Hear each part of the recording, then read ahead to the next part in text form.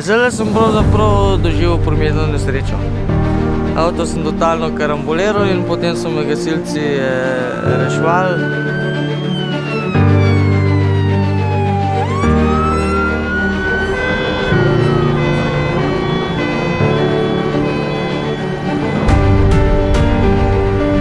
Pokanje, akcija, organiziranost. Uporabljamo za gasilce standardne operativne taktične postopke. Na najbolj oddaljeni točki poskušamo narediti prvi pristop.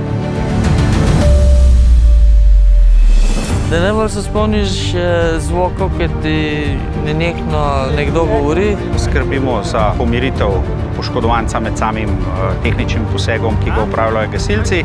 Varujemo vratno hrbtenico, nadzorujemo dihalno pot. Merkajo nate, ful pa režejo. Najbolj pomembno pravilo pri reševanju je varnost gasilcev, posredovalcev in pa varnost ponesrečene osebe v vozilu. Najbližja stvar, ki se ti dogaja po svoje, je umik volana, ko ti pride mašina čisto zraven noge, na centimetre. Včasih so rekli, da je gasilec srčen in trčen, deloma to še drži.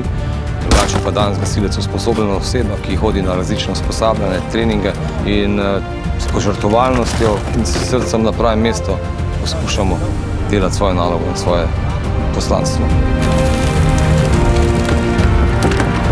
Najbolj tak presenetljiv je, ko odmaknejo streho, ki kar naenkrat rata svetloba.